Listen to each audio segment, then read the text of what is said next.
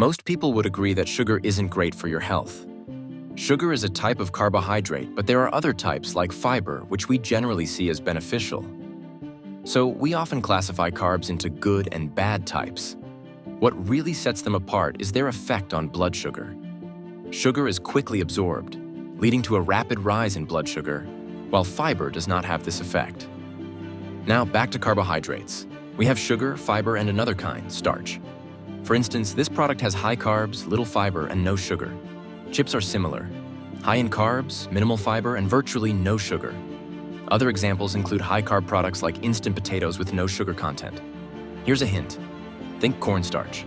Starches are highly processed and don't resemble their original form, like corn or potatoes.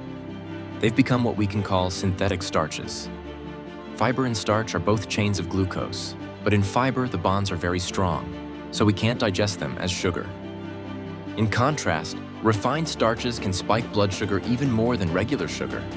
With ultra-processed foods making up over 50% of the average American's calorie intake, we repeatedly cause blood sugar spikes. At first, the body manages, but as we age, it becomes harder. Excess glucose gets stored in the liver as glycogen and later converts to fat.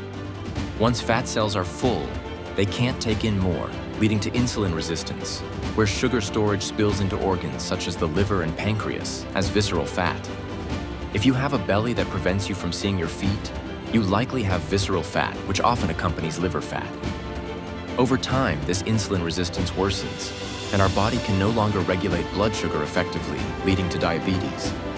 This is due to the overconsumption of refined carbohydrates, especially processed starches, which act like hidden sugars, often doing more harm than sugar itself. Many foods marketed as sugar-free are full of hidden sugars from starches. On a ketogenic diet, people aim to keep carbs below 50 grams, but the type of carbs is crucial. Processed starches lack protein, fat, and fiber, nutrients that help moderate blood sugar spikes. Without these buffers, excessive starch depletes key nutrients. For example, processed starch consumption depletes vitamin D and B1, essential for energy production, and can also lower zinc levels. These refined starches fuel harmful bacteria in the gut rather than beneficial ones, as they are rapidly absorbed in the small intestine, often leading to small intestinal bacterial overgrowth, SIBO, which affects about 50% of people. Foods like breads, pasta, cereals, and crackers contain synthetic starches, sometimes promoted as heart-healthy, but they're far from it. Let's talk about why cornstarch, food starch, and modified cornstarch are added to food. Shockingly, their purpose is to thicken, act as fillers, and serve as carriers for flavors.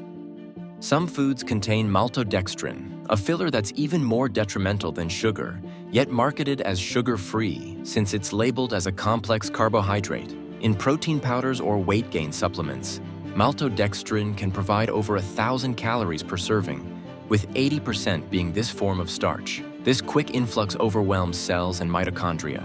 I once tried these protein powders to gain weight, but all it did was make me feel groggy and fatigued. So next time you're at the store and tempted to buy snacks or processed foods, remember that these contain high amounts of ultra-processed starch that can be even more harmful than sugar.